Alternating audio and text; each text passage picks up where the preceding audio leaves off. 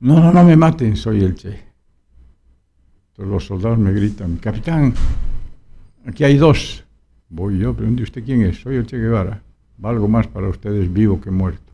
Ah, sí, le digo, vamos a ver. Y usted, Willy, usted es boliviano, ya. Afuera, allá al campo, al puesto de comando.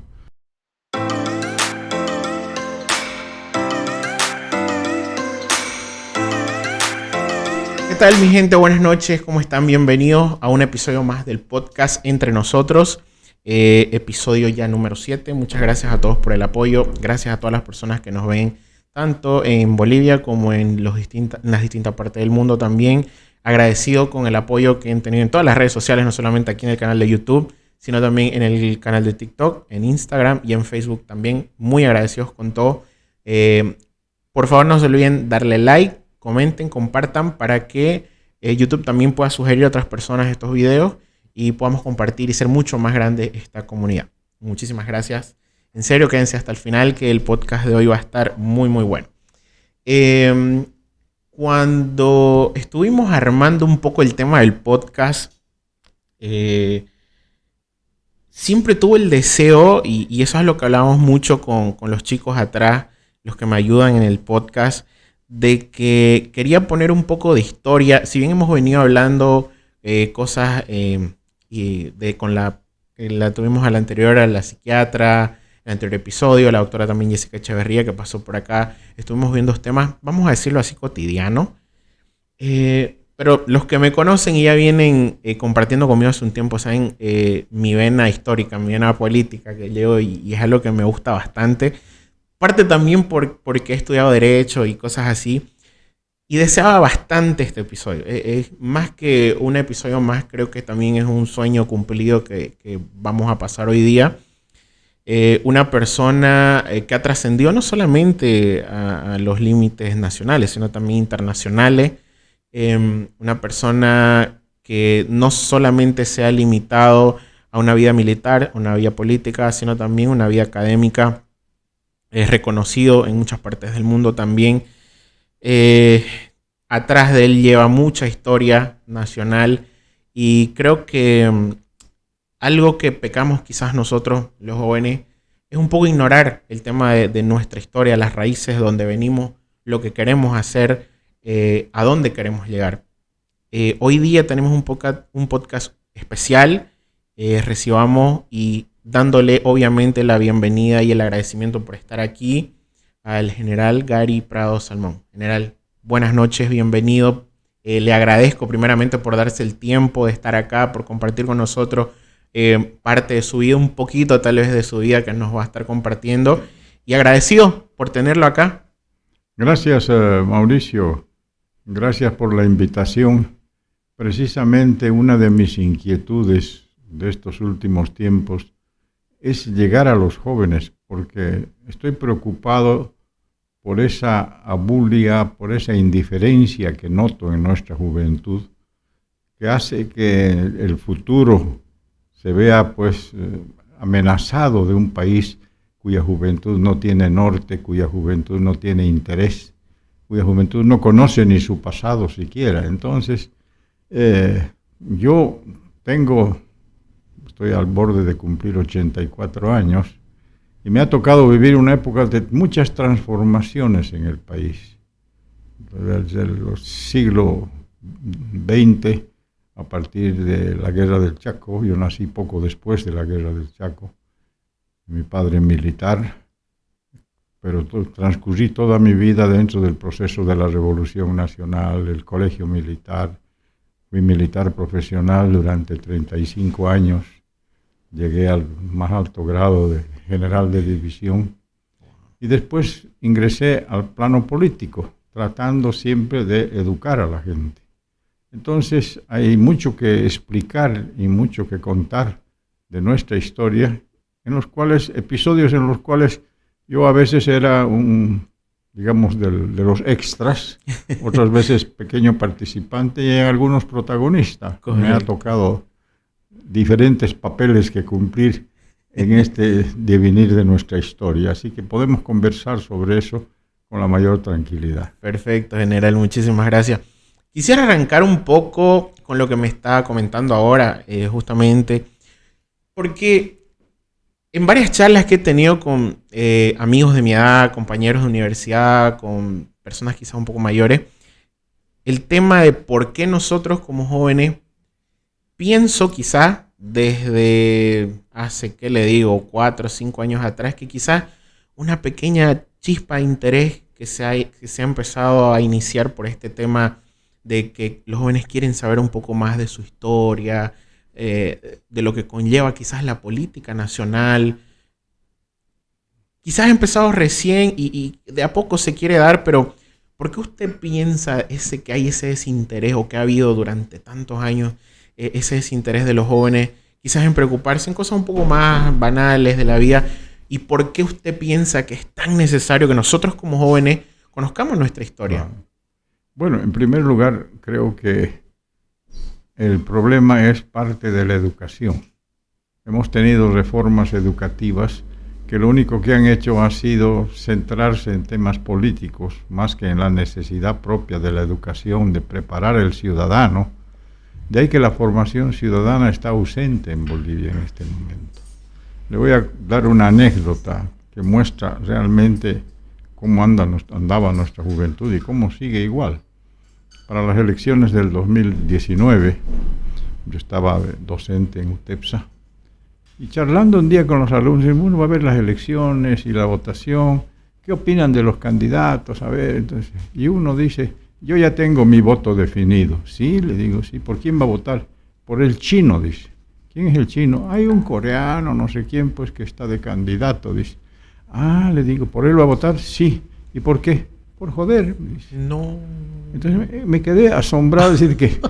Y ahí empecé a hablar, decir, el valor del voto ciudadano. Correcto. ¿Cómo uno va a desperdiciar esa ocasión que tiene de influir en la formación del gobierno de su país y decir, no, yo voto como me da la gana y listo, ¿qué me importa? Entonces, desde ahí comencé a trabajar yo esta idea de la juventud. Empecé a desempolvar libros de historia y a empezar a enseñar la historia, aprovechando que la rama en la cual yo era docente, Relaciones Internacionales, tiene pues su base en la historia, ¿no? Entonces, trabajé mucho en eso y creo que conseguí resultados favorables, pero falta mucho por hacer. Falta mucho por hacer y mientras tanto los jóvenes amarrados a su celular están en otras cosas y eso duele. Entonces tenemos que hacer un esfuerzo. Yo les digo a los jóvenes, no podemos seguir así, diciendo que hagan lo que quieran con mi país, total, no me importa. No, nuestro país es de todos y todos tenemos que contribuir a su desarrollo, su crecimiento, a su seguridad, etc. Entonces, hay episodios históricos, seguramente sobre los cuales usted quiere conversar un poco, que me gustaría que me dé pie para ir charlando sobre ellos. Por supuesto que sí. Obviamente, para las personas que nos ven, quizás fuera del país, quizás dentro también un poco, han podido ver la cara del general en muchas noticias, en muchas notas quizás, y creo que la más trascendental, por decirlo de alguna forma, y una de las importantes o las más fuertes de las que vamos a hablar hoy día, es justamente que el general Prado fue la persona encargada junto con su equipo militar de capturar al Che Guevara cuando se encontraba haciendo operaciones en Bolivia, guerrilleras. Estamos hablando, general, 1967, ¿verdad? Claro, precisamente esta semana pasada hemos conmemorado los 55 años de la victoria de las Fuerzas Armadas de Bolivia sobre ese grupo invasor que vino desde Cuba y con apoyo de argentinos, peruanos, chinos y algunos bolivianos, y que constituyó una guerrilla, un foco de guerrilla en Bolivia, que tenía un objetivo muy claro, planteado desde Cuba por Fidel Castro y su equipo, que decía, hay que conquistar un país, y el país más débil en esto que podemos encontrar es Bolivia. Conquistado ese país, proponemos un gobierno débil, un gobierno que nos obedezca, como tiene ahora gobiernos en Venezuela, Nicaragua, que obedecen a Cuba directamente. Y Y entonces desde ahí vamos a convertir a Bolivia en un gran centro de instrucción de guerrilleros y vamos a hacer que se expandan las columnas guerrilleras por toda América del Sur. Es una visión estratégica, pero extraordinaria, pero que claro no tomaba en cuenta una serie de factores. En primer lugar, el tamaño de América del Sur, por favor, no era pues Cuba, una islita minúscula donde podían hacer lo que querían. Aquí había territorios y poblaciones que no se iban a someter así. Y entonces los bolivianos, las propias autoridades bolivianas del Partido Comunista le niegan el apoyo a Che Guevara cuando llega a Bolivia. Le dicen no. Y a los bolivianos les dicen, ustedes van a morir heroicamente, pero el pueblo de Bolivia va a rechazar esta guerrilla porque no está comandada por un boliviano. Entonces, y eso se dio. A lo largo de la campaña, que duró 9 meses, no tuvieron un solo recluta, es decir, nadie se incorporó a la guerrilla. ¿Se imagina usted una guerrilla que caían muertos más, ¿no? Y disminuía en tamaño, disminuía en fuerza, pero nadie se sumaba. Y en primer lugar, y en segundo lugar, perdió su base. Tenían un campamento base que el ejército lo ocupó y se dividieron en 2 grupos que nunca volvieron a encontrarse. O sea, una conducción militar desastrosa.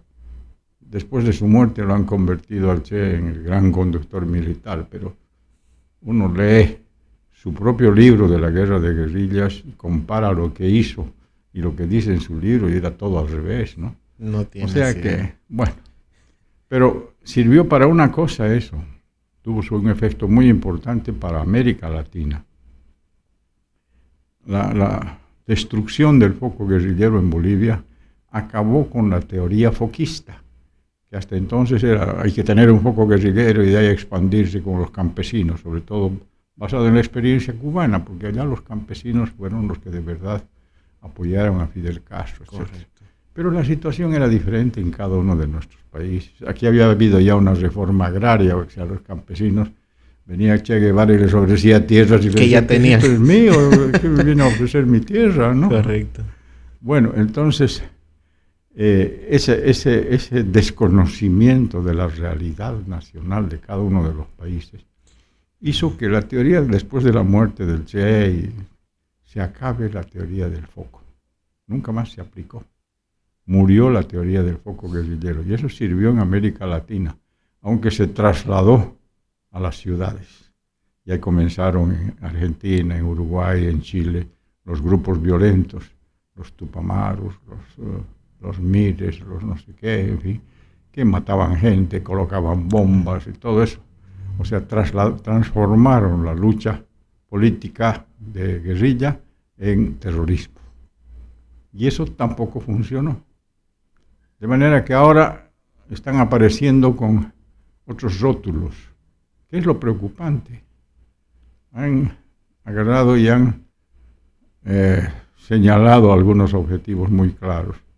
Primero, la destrucción de la célula básica de la sociedad, que es la familia.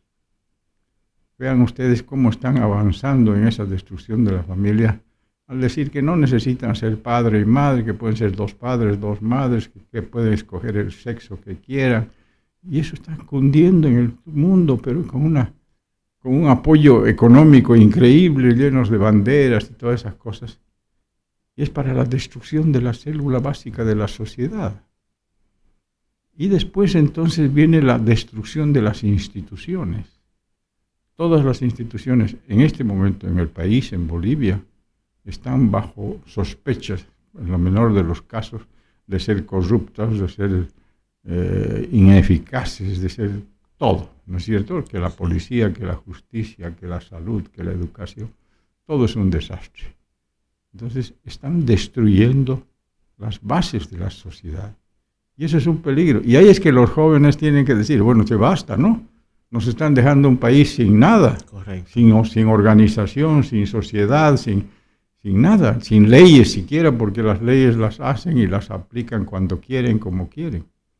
Entonces, bueno, ese hecho de la guerrilla del 67 tuvo ese efecto, pero tuvo también unas cosas muy importantes.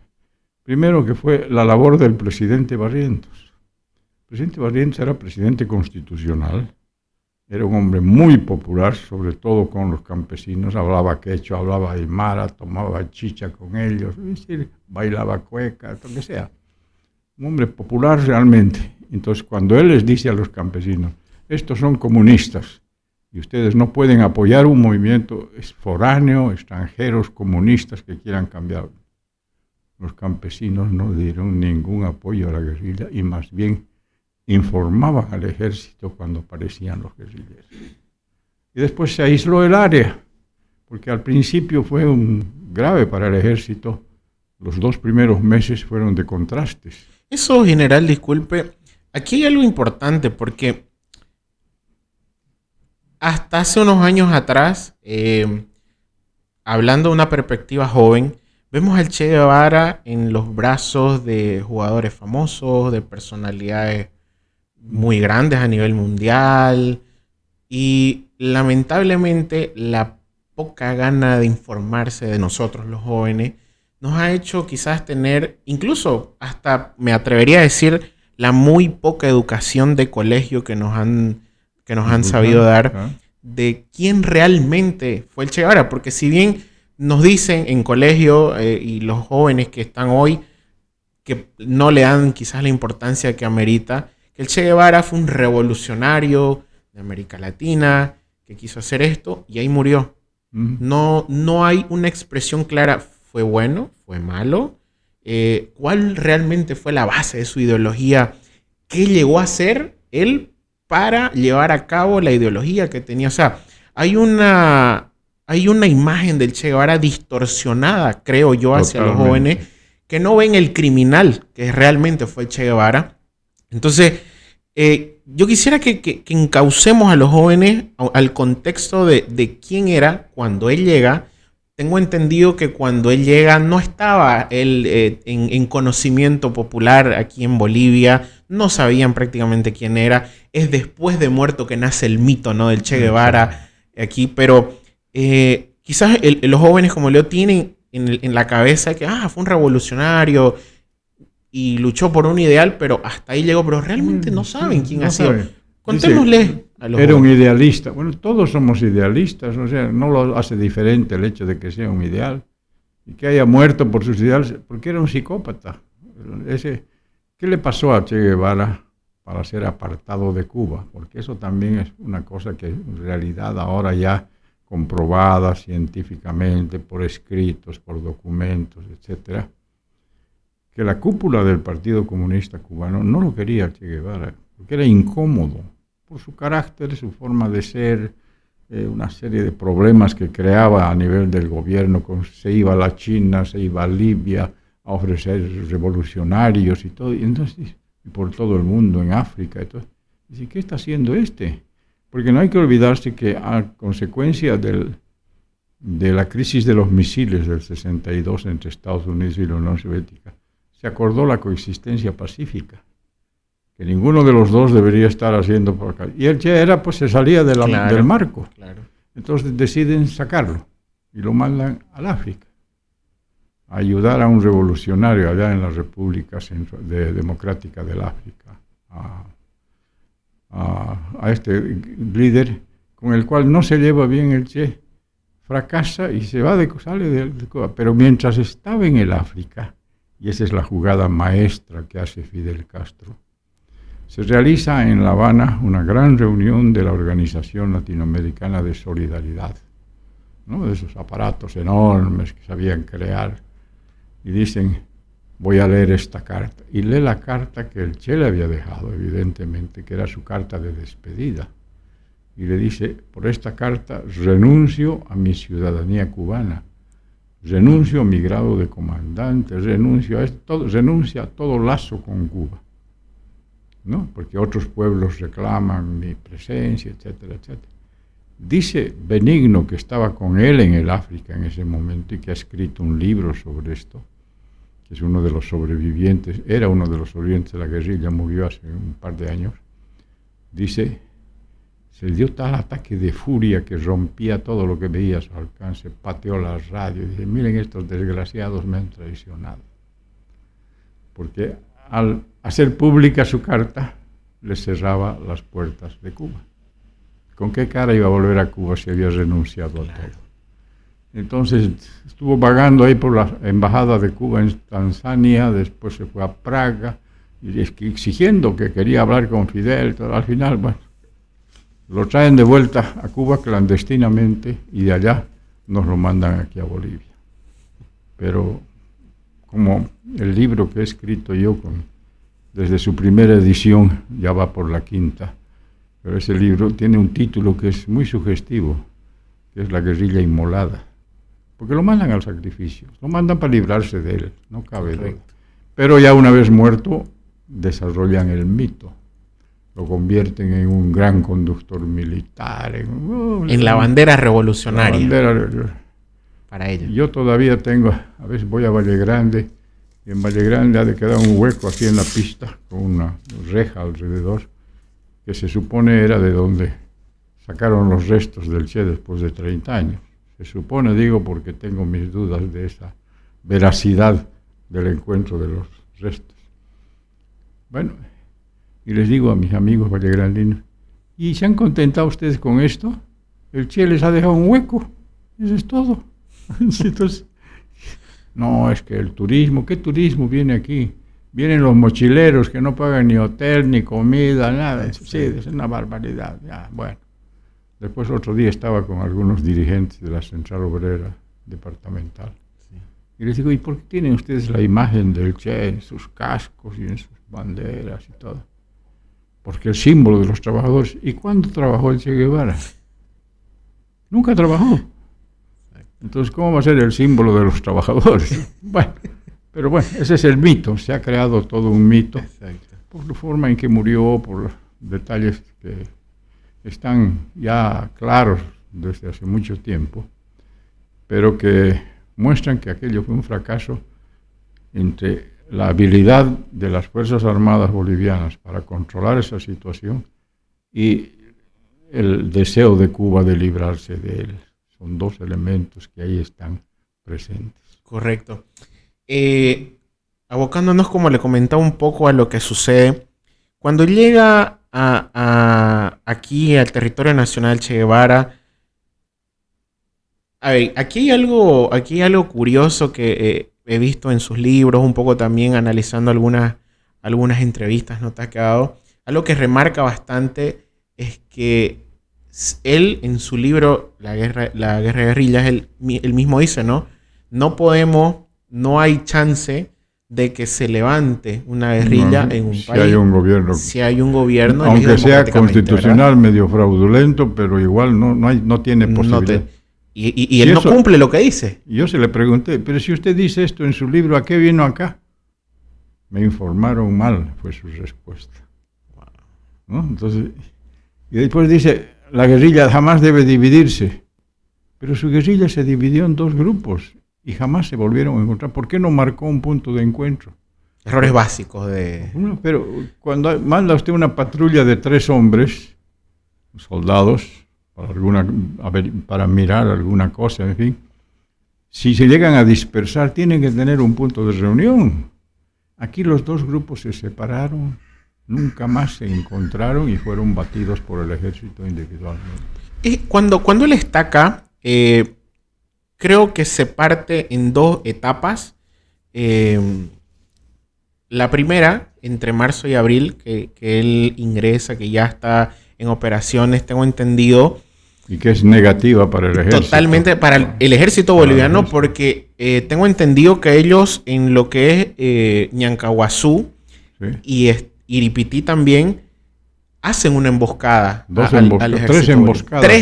Tres emboscadas en ese periodo que son muy efectivas y que desmoralizan mucho a las tropas, porque además eran tropas sin la instrucción debida. Eran soldados que estaban ahí en el Chaco en distintas unidades, los juntaron. O sea, no había un espíritu de cuerpo, una unidad entrenada, nada de eso.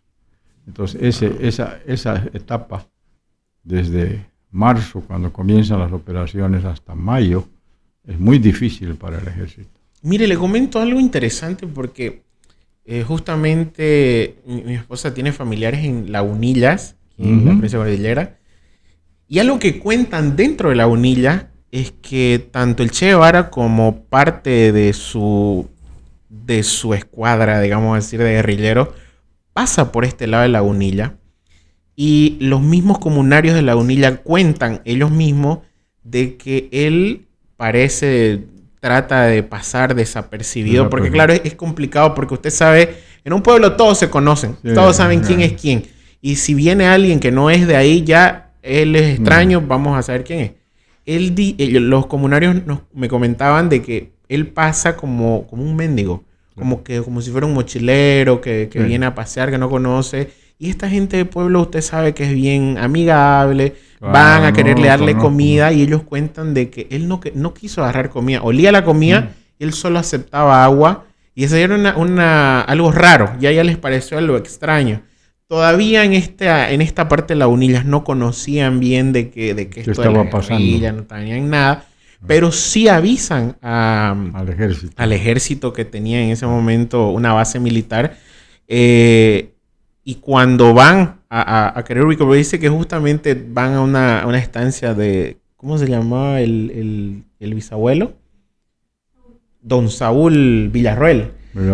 Que le cambia la historia de que le cambia a uno de los guerrilleros que deserta, justamente uno de los guerrilleros del Che Guevara, deserta de él, viene y cambia su arma, ¿no? Por comida, creo que era, ¿no? Que cambia el arma. Entonces, vemos que él estaba no había un orden. Yo puedo ver que él no tenía un orden. Él como que de un momento empieza a querer improvisar, a ver cómo le hago, digamos. Tener una guerrilla nómada, sin base de apoyo, sin puntos de abastecimiento, era muy difícil. ¿Cómo comían? ¿Qué comían? Si usted lee el diario del Che y lo del diario de Pacho y otros documentos, va a encontrar toda la queja era esa: ¿qué vamos a comer mañana? No tenemos que comer, ¿no? Hemos matado un pajarito. Estaba en una situación desesperante, ¿no? Mientras tanto, el ejército lo que hizo fue preparar un batallón, el batallón manchego, con la instrucción de Ranger, para acabar con el problema. A mí me destinaron a ese regimiento. Esto, general, creo que es bueno también, y aquí desearía bastante que voy a dejar que usted lo comente a detalle, porque creo que quiero remarcar esta parte.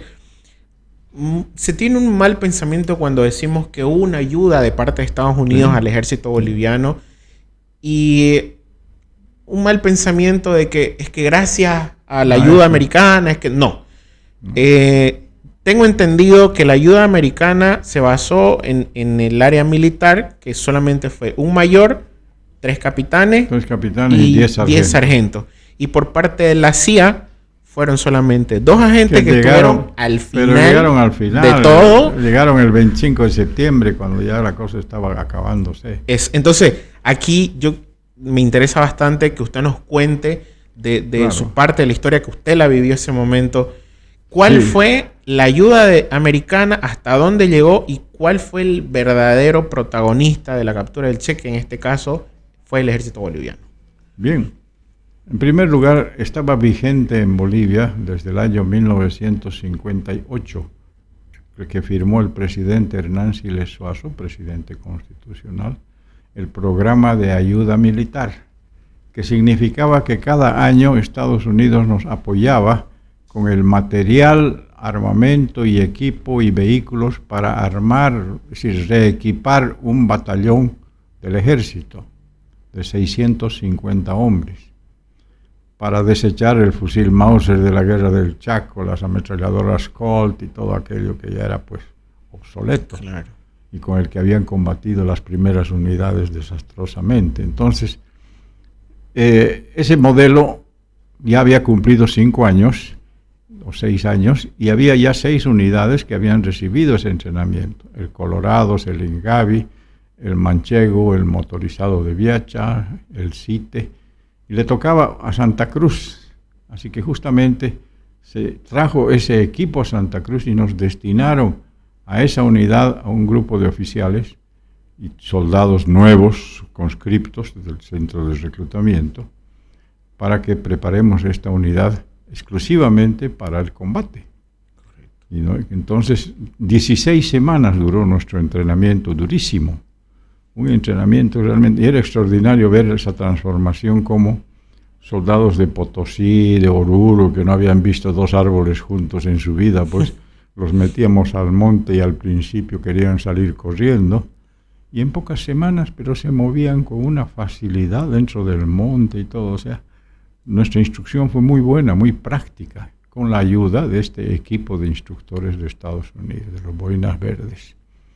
Entonces, ahí es que se centra la ayuda. Tenían prohibido todos los integrantes de este equipo móvil de instrucción, el MTT que se llamaba, el Mobile Training Team, tenían prohibido salir de La Esperanza, estaban a 80 kilómetros de Santa Cruz al norte. No podían venir a la ciudad para nada. Durante el tiempo que estuvieron encerrados, ¿verdad? Porque no podían participar en nada de las operaciones. Era una prohibición de su gobierno y también un acuerdo con el gobierno de Bolivia. No pudieron ellos participar absolutamente en nada. Entonces nos entrenaron, terminada la instrucción, nos graduamos y nos fuimos a la zona de combate y nos despedimos de ellos. Los dejamos ahí en La Esperanza para que reciban otros nuevos reclutas para instruir. Bueno, entonces esa es la ayuda física, digamos así. Particularmente una cosa que fue muy importante fue la cantidad de munición, porque resulta que el ejército boliviano pobre, pues cuando va a disparar el soldado le dan 5 cartuchos y ya cumple una lección de tiro. Entonces con eso no vuelve a disparar hasta el siguiente periodo otros 5 cartuchitos. Aquí cada día una compañía entraba y tenía que disparar 100 cartuchos cada soldado, o sea, para aprender bien el manejo de su arma. Todo. La munición nos sobraba, digamos así, sí. ¿No? Y era tiroteo de todo el día. Wow. Entonces, ese tipo de cosas. Pero no teníamos todo el equipo. Hay unas fotos que están publicadas en el libro. Por ejemplo, estamos ahí, como en la guerra del Chaco, soldados con su rosca aquí, su frazada de rosca, porque no teníamos mochilas. No teníamos mochilas, su rosca y su morralito de tela. Ese era el equipo del soldado.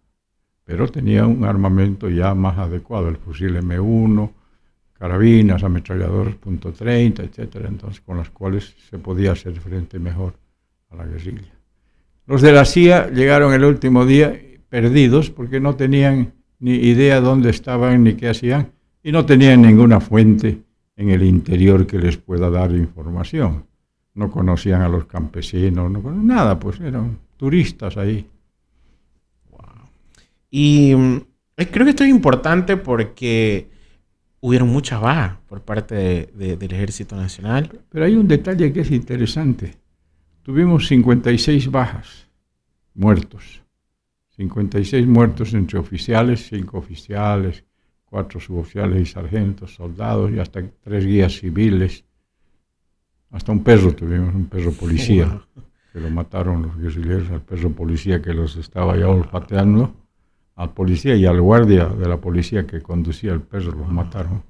Bueno, pero 56 bajas. Y resulta que los guerrilleros eran 54.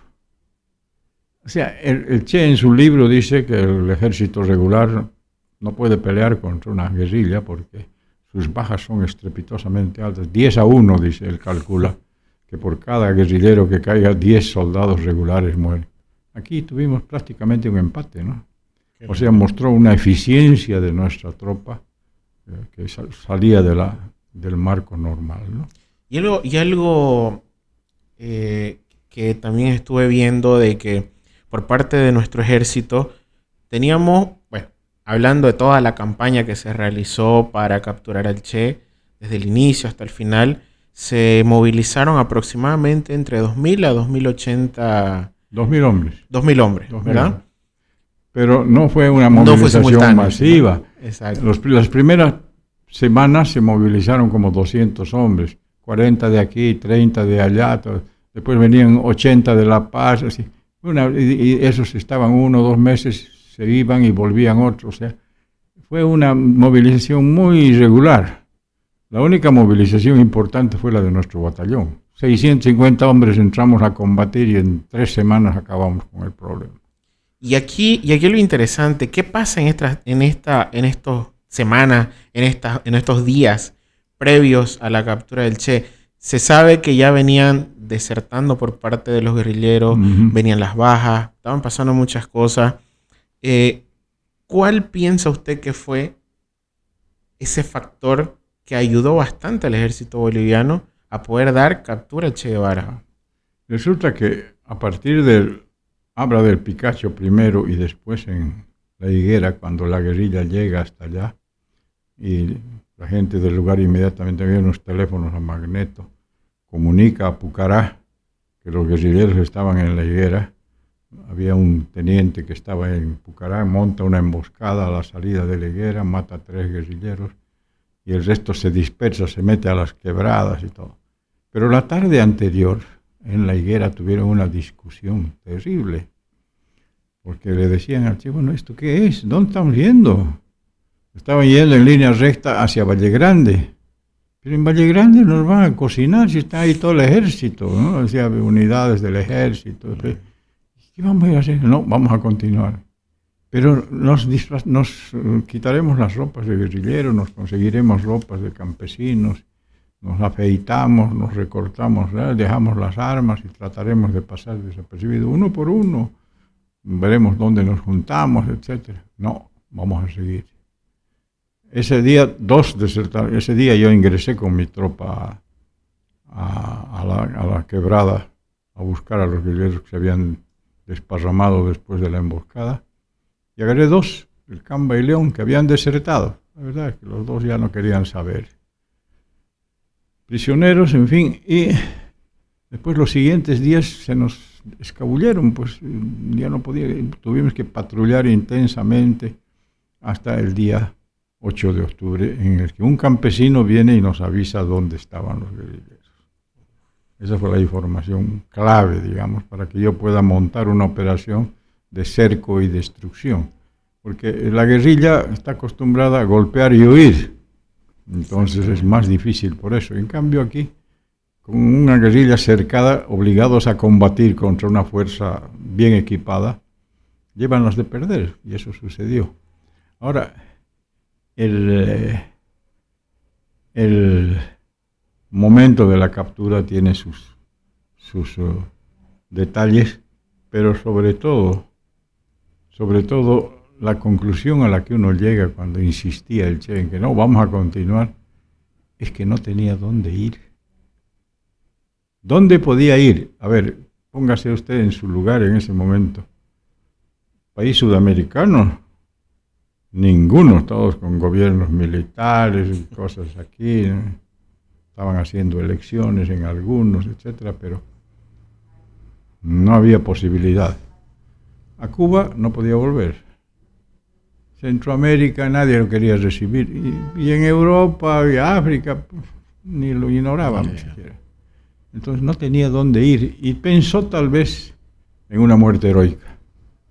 No, la muerte heroica, ya listo. Pero resultó pues más bien un fiasco, porque el rato que intentó huir del cerco a través de una falla que había en la muralla de la quebrada, fueron trepando, él y Willy, trepando. Yo tenía 2 soldados ahí arriba, precisamente en previsión de esa falla. Había puesto 2 observadores ahí, y los dejaron que suban. Y cuando llegaron aquí arriba, le dijeron, ¡alto! Y entonces, ahí ya no hubo patria o muerte, venceremos, ¿no? Hubiera sido el grito, ¿no? ¡Bum! Listo, la muerte heroica. No me maten, soy el Che. Entonces los soldados me gritan, capitán, aquí hay 2. Voy yo, pregunto, ¿usted quién es? Soy el Che Guevara. Valgo más para ustedes vivo que muerto. Ah, sí, vamos a ver. ¿Y usted, Willy? Ah, usted es boliviano, ya. Afuera, allá al campo, al puesto de comando. Tenía más abajo yo mi puesto de comando, bajo unos arbolitos. Y ahí lo tuvimos, mientras proseguía el combate. Wow. Yo era un capitán de 29 años. Estaba en mi primer año de capitán, o sea, jovencito, pues, ¿no? Eso también te veía en una entrevista que le hacían que Justamente le preguntan cuántos años tenía usted. Dice, tenía 28, 29 años y ya estaba en grado de capitán. Y justamente comentaba eso, ¿no? Este programa es para jóvenes. Y vemos como jóvenes de hace tiempo atrás estaban sirviendo al país de esa forma, ¿no? Pero la otra acción importantísima que hubo, que fue la destrucción, la emboscada en Vado del Yeso al otro grupo de la guerrilla, el grupo de Joaquín, fue hecha por otro capitán, el capitán Mario Vargas, que era de un curso superior al mío. Éramos capitán y éramos de caballería además, ¿no? O sea que la caballería se lució ahí. Se lució bastante. Sí. No, un orgullo totalmente.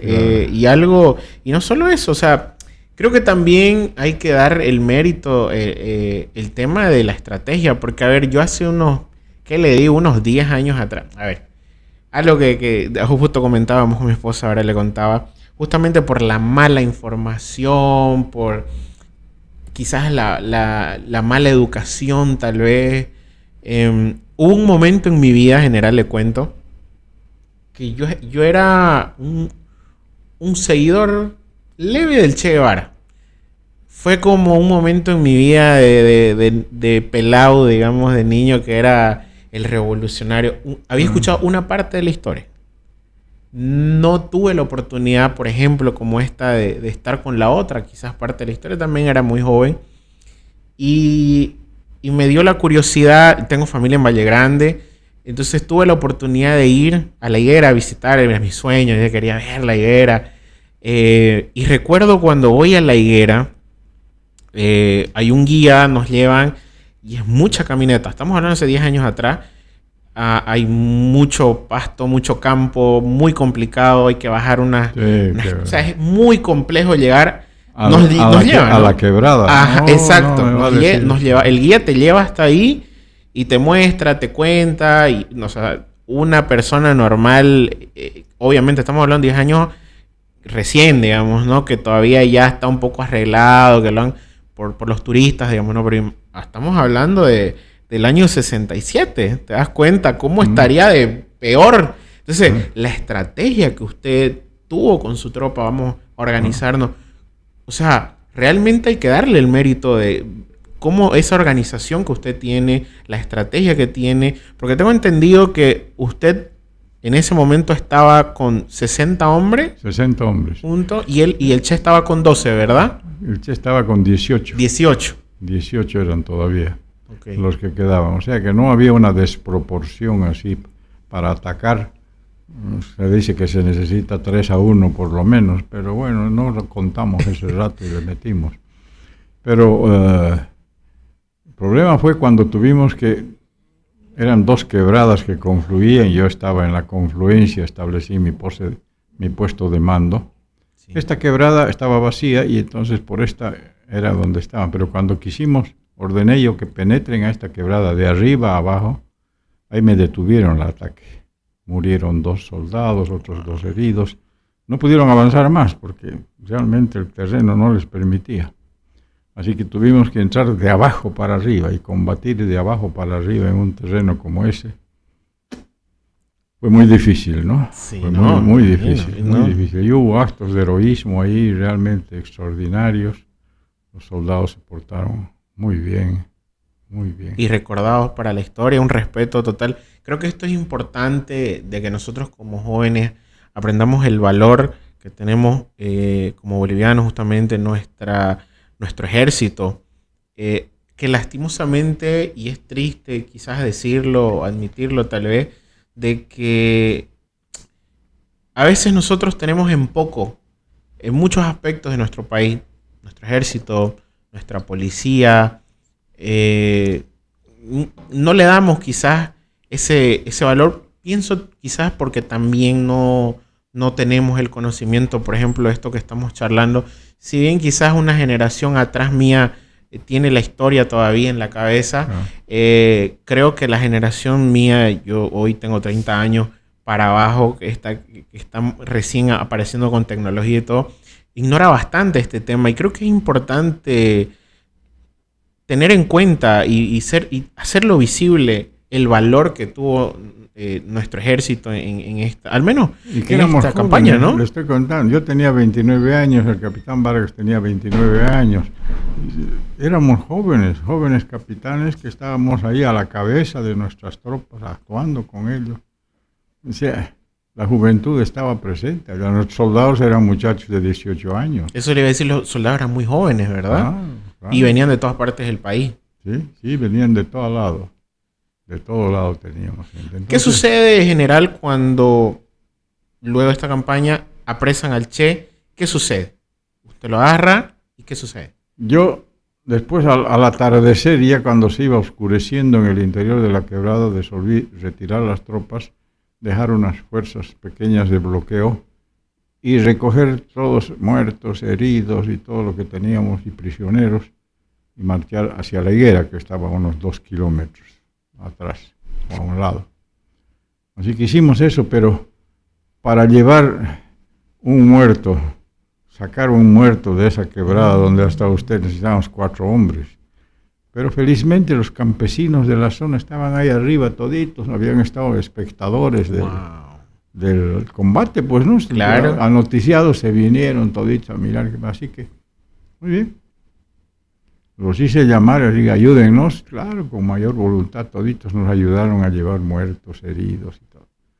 El Che tenía una herida leve en la pantorrilla derecha, pero más un rebote que no estaba el proyectil ahí, un rebote parece que le agarró.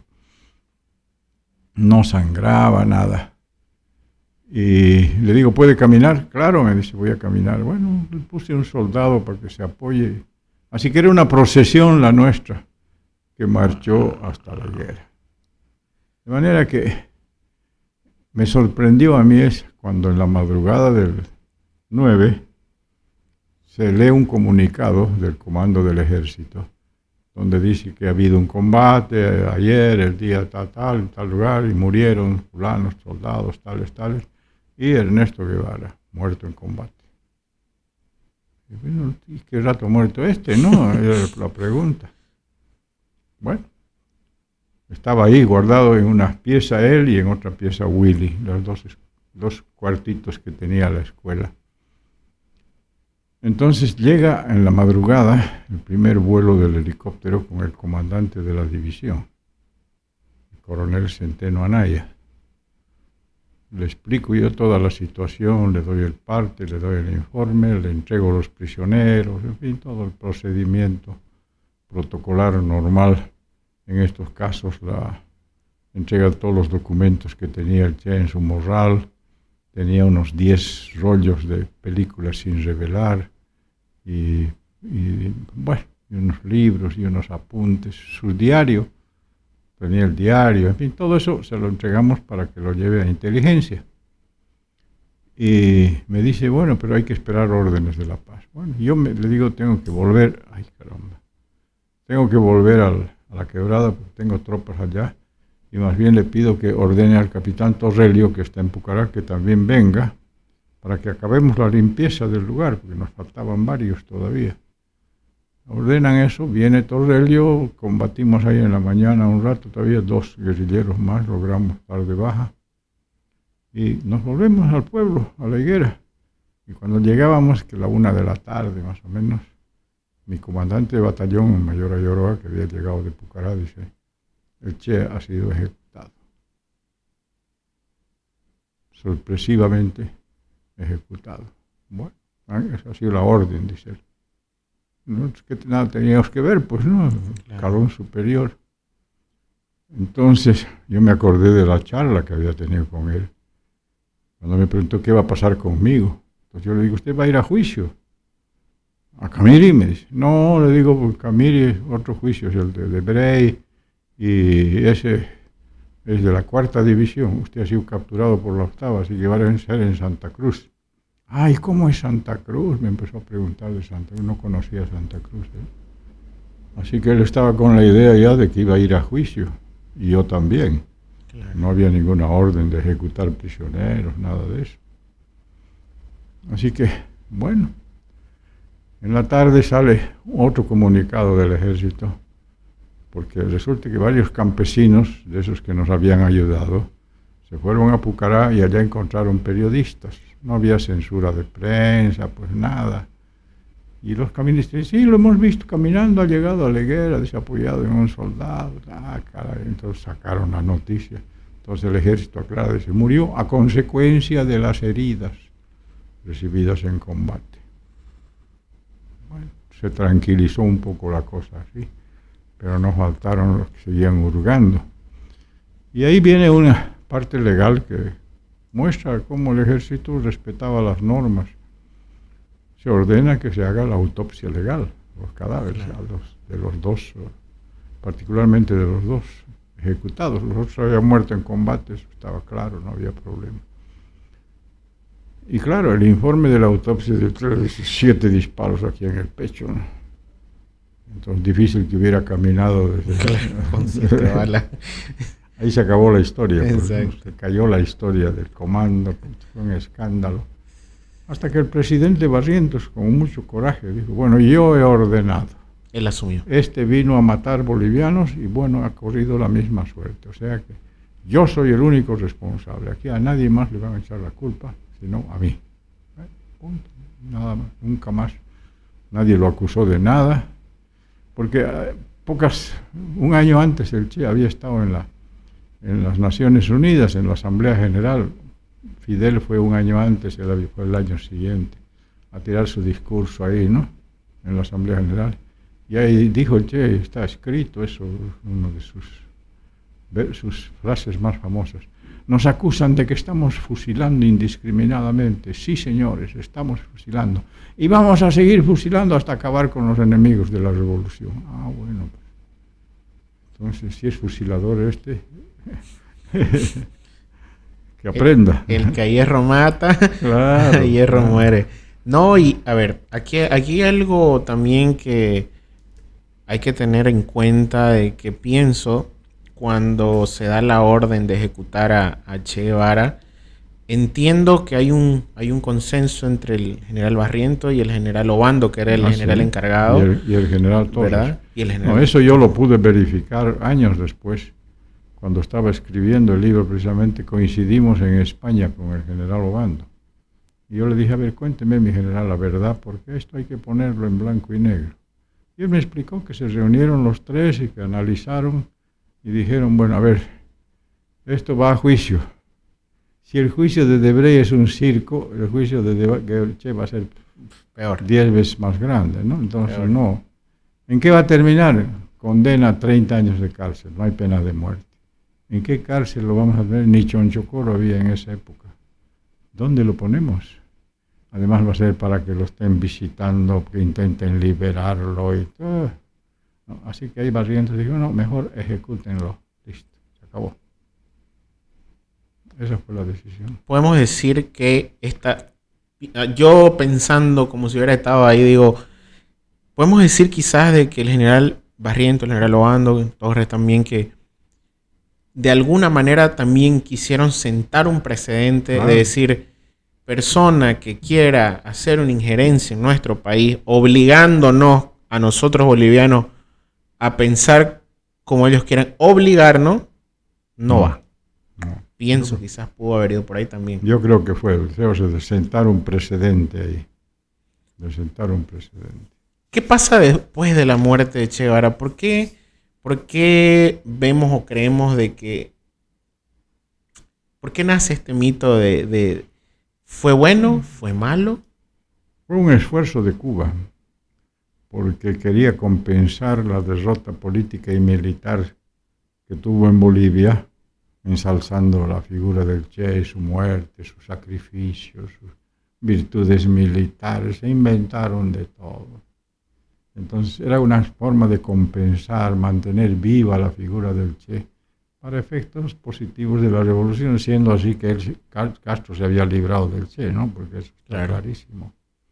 Pero bueno, en política pues se aprovechan de todas esas cosas. Igual que lo que pasó a los 30 años de la muerte del Che, vienen unos cubanos y unos argentinos y excavan, ¿no? Y encuentran el cuerpo del Che. Y se lo llevan a los 30 años, con gran alaraca. Hágame el favor, ese cuerpo fue destruido, el oficial que lo hizo me contó a mí el detalle. Entonces, no, pues han armado otro show, porque ya eran 30 años, han armado justo.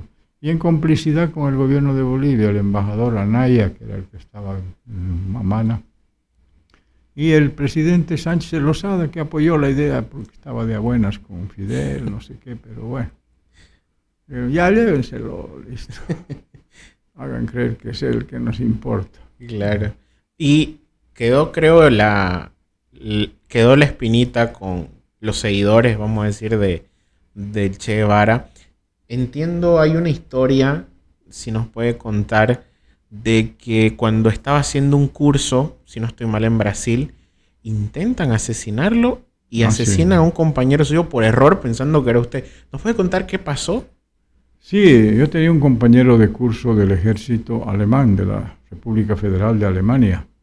Estábamos haciendo el curso de comando y Estado Mayor junto con otros oficiales extranjeros, habíamos argentinos, chilenos, ¿no? Bueno, y los oficiales brasileños. Terminaban nuestras clases a la 1 de la tarde, entonces nos poníamos ropa civil, teníamos nuestros casilleros ahí, dejábamos nuestro uniforme y con ropa civil salíamos para ir a nuestras casas a almorzar y estudiar en la tarde, en fin. Salimos juntos con él porque vivíamos muy próximos, en una cuadra de diferencia entre nuestras casas, en Copacabana.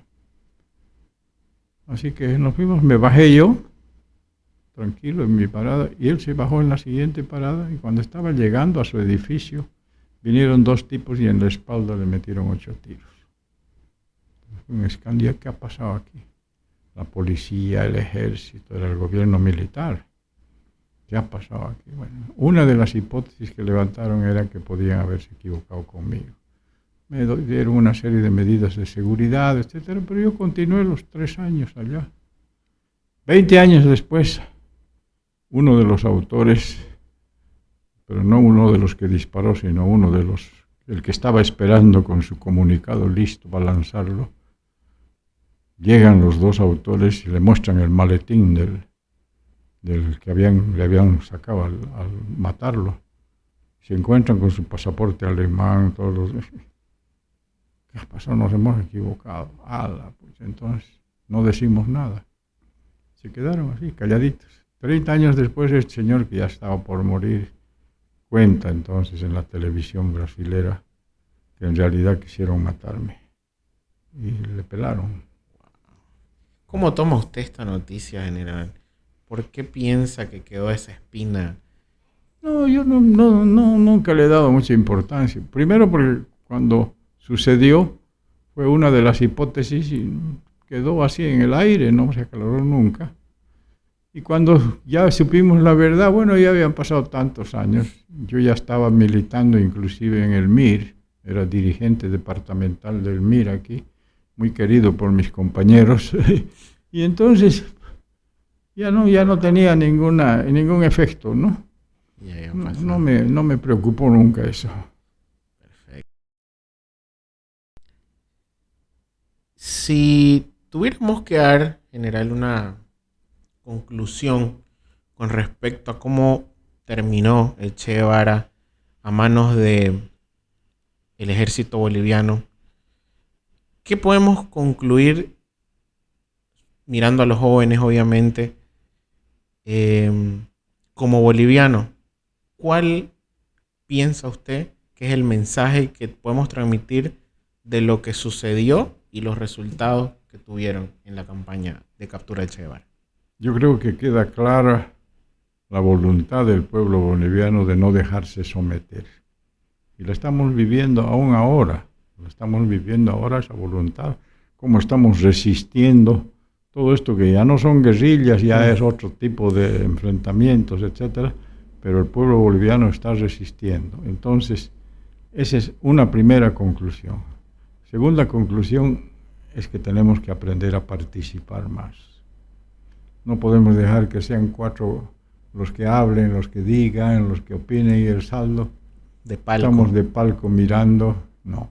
Tiene que haber una participación notoria de la ciudadanía y particularmente de los jóvenes. Yo recomiendo a los jóvenes que revisen nuestra historia, que recuerden a nuestros personajes históricos y que se apropien de esas virtudes que han mostrado nuestros héroes bolivianos en distintas etapas de la vida de la nación, pero que sepan que ellos son herederos de eso y que como herederos tienen que responder también en este momento. La juventud tiene un rol muy importante que jugar, porque si no nos vamos a quedar sin país. Totalmente. Y dando pie justamente a lo que nos comenta, general, 16 de abril de 2009. Nos despertamos todos con un revoltijo que sucede en un tal hotel Las Américas a las 4 de la mañana. Se cierran las calles, hay policía, hay un movimiento que nadie entiende alrededor, se escuchan disparos, nadie entiende qué pasa y nadie se imaginaba que a partir de ahí se venía una seguidilla de sucesos tanto personales, judiciales, que iba a traer mucha atención tanto nacional como también sucedió a nivel internacional. ¿Qué pasa en el famoso caso terrorismo general, donde lo inculpan también a usted? Sabemos que en 2020 sale una sentencia absolutoria donde sí, ya usted sale de esto. Por fin estamos libres todos. Correcto, salen todos también, pero son 9 años de juicio, ¿no? 9 años de pelea. 9 años con detención domiciliaria. Detención, o sea, tantas cosas injustas, no hubo debido proceso. Pero es que ese fue un montaje burdo, además, pero y realmente malo, pero descarado, y lo sostuvieron con jueces, fiscales y todo. Así cuando hasta el fiscal se huye por último. Correcto. Que no podían sostener el juicio. Fiscal y por último el juez mismo renuncian las jueces ciudadanas y ya no puede seguir el juicio. Entonces, pero fue una mente perversa que creó todo esto. No hay cómo sostener tanto tiempo, una mentira, ¿verdad? Una mentira, sí. ¿Qué pasa, general? Cuéntanos un poco, porque la verdad es que muchas de las personas hoy en día solo saben que hubo un caso de terrorismo, algunas personalidades, Rubén Costas, el general Gary, pero no entienden bien qué pasó. ¿Nos puede contextualizar qué sucedió y por qué lo acusaron? ¿Cuál fue el motivo principal? Era descabezar la resistencia cruceña, como están ahorita también con otros argumentos, ¿no? Correcto. Pero descabezar la resistencia cruceña que se estaba haciendo cada vez más fuerte. Entonces, ¿qué sucede? Contratan a estos extranjeros, los pasajes los paga la Embajada de Venezuela. Es decir, tan mal hecho el asunto que hasta los recibos de los pasajes con los que llegan estos son de la Embajada de Venezuela. Bueno, entonces llegan estos con la misión de servir como agentes provocadores. ¿Qué es el agente provocador? Es aquel que habla y dice, hay que hacer esto, sí, tenemos que hacer, apoyaremos esto, conseguiremos esto, hay que tumbarlos a esto, Entonces, para tratar de conseguir adeptos y hacer sus listitas de quienes estaban cayendo en la trampa. Pero la cosa es tan burda que al mismo tiempo que el fiscal sacaba sus listas cada semana a los que iba a llamar, al mismo tiempo los hacía buscar con otras personas y decir, bueno, denme $50,000 y los saco de la lista, ¿no? Y se hizo millonario el Sosa y compañía con esa política de extorsiva, ¿no? De extorsión, hasta que Zvonko Matković, el padre, tuvo el valor de declarar y mostrar cómo había entregado $80,000 para que su hijo salga de la cárcel. No salió de la cárcel, pero él pagó los $80,000 a Sosa, ¿no? Y Sosa huyó del país a consecuencia de eso. Bueno, pero en las primeras investigaciones que hace el fiscal Sosa, ¿no? Sale una lista que coincide en parte con otra lista de una comisión interparlamentaria que se organiza para coadyuvar en la investigación. Entonces había 2 listas, y ninguna de ellas figuraba yo. Para nada, no tenía nada que ver con el asunto. Pasa un año, y de pronto se produce una reunión en el palacio. Y esto, bueno, uno tiene amigos felizmente en fuentes así bien raras, ¿no? Se produce una reunión en el palacio, Evo Morales, García Linera, Quintana, Sosa, el juez y, bueno, algunos 2 o 3 más. Y le dicen, pues lo interpelan a Sosa, le dicen, bueno, ¿qué pasa? 1 año ya debía estar comenzando el juicio, por lo menos usted sigue en investigación, y no hay cuando esto se aclare, de una vez hay que meter presos, hay que más aquí, pero ya tenemos presos, pero no sabemos de qué acusarlos, en fin.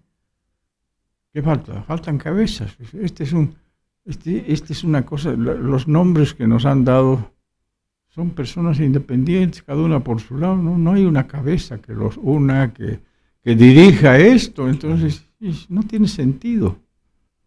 Ajá, póngalo a Gary Prado, Evo Morales, póngalo a Gary Prado de cabeza. Pero no está en la lista, ¿no? Póngalo. Acusado, al siguiente acusado, Gary Prado. Necesitamos un falangista más que un político falangista.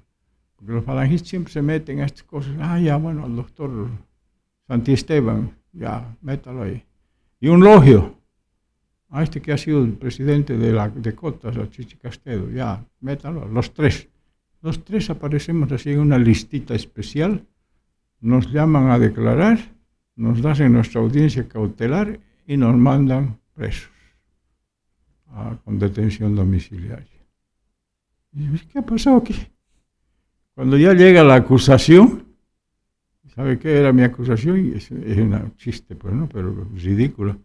El general Prado es el principal asesor y profesor de artes marciales. No le puedo creer. Oye, pero así está escrito, está ahí, lo tengo yo el papel para que me río cada vez y tenemos, es parte del proceso, ¿no? No le puedo creer. Profesor de artes marciales, yo en Silla de Rodríguez voy a estar enseñando jiu-jitsu, taekwondo, qué cosa.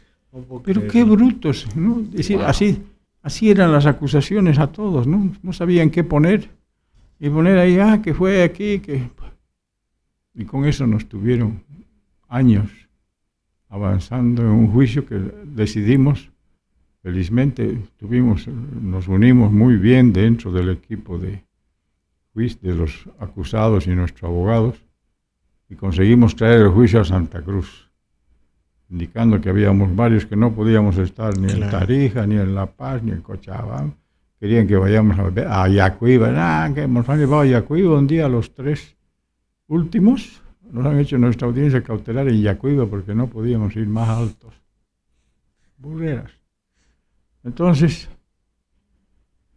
empieza el juicio y decidimos tomarles el pelo, pues no. O sea, los insultábamos a los jueces, les hacíamos lo que queríamos.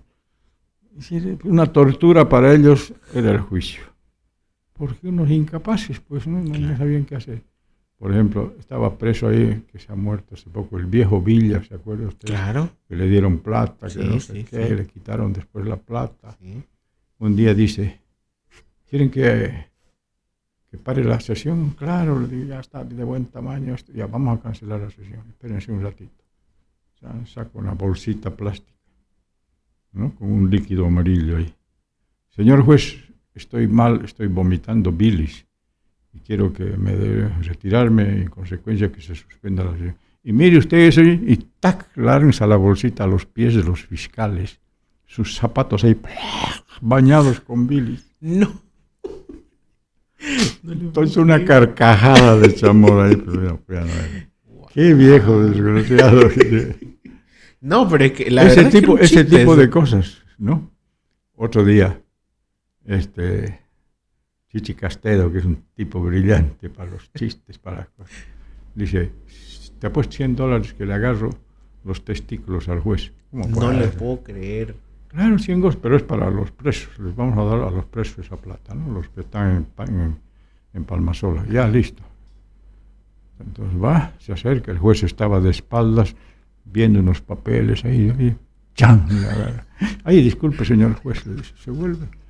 El otro se queda así mirando, no entendió qué pasó. Traiga los $100. No le voy. Otro día mi señora llega con su caja. Un momentito, señor juez, vamos a distribuir picolés. No le Hacía mucho calor. Entonces, empieza a repartir picolés, no a los fiscales ni a los jueces, ¿no? Sí. Solo para los abogados y para los presos. Picoleto. Yo quiero de limón, yo quiero de canela, ya, listo. Un alboroto ahí.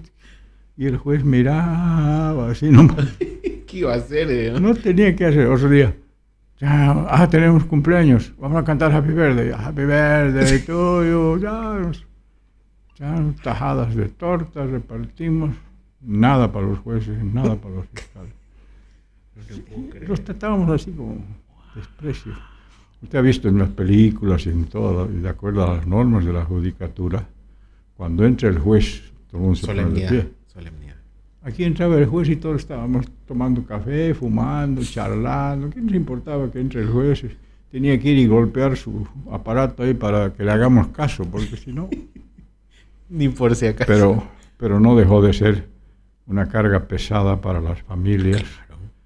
¿No? Porque, caramba, estar en esa situación durante años, sin una perspectiva clara de en qué iba a terminar aquello, porque podía terminar con unas condenas ridículas ahí de 20 años, 30 años nos ofrecían ahí. Terrible, pero conseguimos más bien que el Ministerio de Gobierno se retire del juicio y que las dos juezas ciudadanas renuncien, explicando además que habían recibido plata del Ministerio de Gobierno. Todo, había presión. Una vergüenza, todo. Y entonces el fiscal dispuso que no había forma de proseguir con este juicio, así que sentencia absolutoria. Listo, se acabó ahí.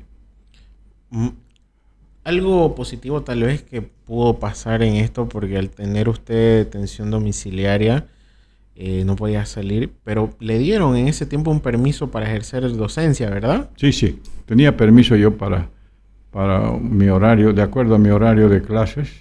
Era flexible, digamos, ¿no? Porque a veces pasaba clases de 10 a 1 o de 3 a 4, a 3 a 5. Entonces, de acuerdo a mi horario, tenía permiso. Pero tuve que hacer un trámite especial para poder ir a misa los domingos. No se oponían los fiscales. ¿Cómo va a ir a misa? No, que está preso. Al final las juezas ciudadanas dijeron, no, tiene derecho de ir a misa. Y... a ver, acá hay algo también que es importante que nosotros lo marquemos, y es por qué, general, usted piensa que no existió un debido proceso. Porque podemos nosotros decirlo, pero para los jóvenes que ahora nos ven, quizás no entienden la dimensión, no han sabido dimensionar lo que significó este proceso. Es como que estás un día en tu casa y mañana llega...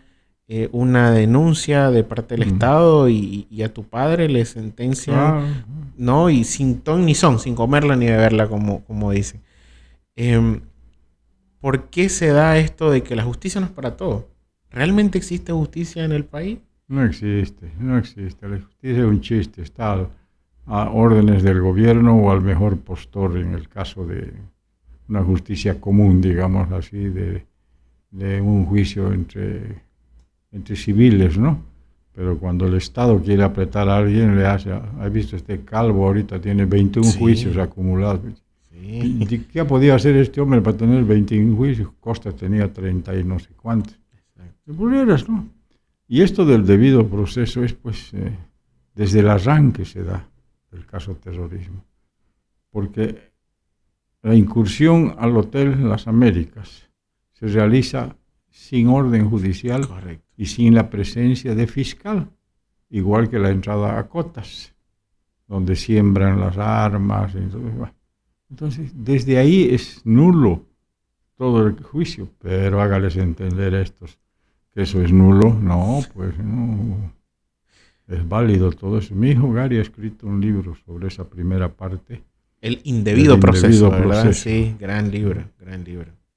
Y recomiendo en realidad a los que nos están viendo poder conseguirlo, poder leerlo. Es un vistazo a todo lo mal que se hizo durante el proceso, ¿no? De justamente el caso terrorismo. Yo dejarle a usted para que lo comente y lo vea. Wow, muchísimas gracias. Esta es la cuarta edición de La Guerrilla Inmolada. Wow, muchísimas ¿no? gracias, general. Este libro tiene versión en inglés, en francés, en portugués, en italiano, hasta en japonés me han mandado una versión ya. 2 ediciones en España y una edición en la Argentina y 4 ediciones acá en Bolivia. Viene con un disco, ¿no? Donde está el diario del Che, el diario de Pacho, hay unas 100 fotografías, los mapas, las listas, todo muy completo. Muchísimas gracias, general. Este otro librito, este ya es una novelita, ¿ya? Pero en cierta forma relacionada con la guerrilla, se llama El otro lado del puente. ¿Por qué es relacionado? Digo así porque quedaron 5 sobrevivientes de la guerrilla. Okay. Eran 3 cubanos y 2 bolivianos. Pero durante meses no se supo qué había pasado con ellos, ¿no? Tardaron casi un año en salir los cubanos a Cuba y los bolivianos, bueno, cayeron después con la policía, Inti Peredo y Darío. Y resulta que, mientras tanto, yo me dediqué a escribir una novela sobre cómo podían haber salido. Entonces, es una novela, ¿no? Es ficción, pero tiene pasajes interesantes que pueden gustar a los lectores. General, muy, muy, muy agradecido realmente. Niño en juguetería, me encanta leer. Creo que es importante como jóvenes instruirnos, conocer un poco más de nuestra historia, de nuestros autores también en este caso. Recomiendo totalmente, si alguien en general quisiera adquirir alguno de estos libros, ¿cómo podrían conseguirlo? Un telefonazo es más práctico que con las librerías. ¿Ya? Un telefonazo a mi casa al 77008590. En mi teléfono celular. Y si se lo mando donde quieran o van a recogerlo de la casa, en fin. Perfecto. Yo de todas maneras voy a dar el número aquí en el video cuando lo suba, claro, para que las personas que estén interesadas, los recomiendo 100%. Sí. Conocer, saber.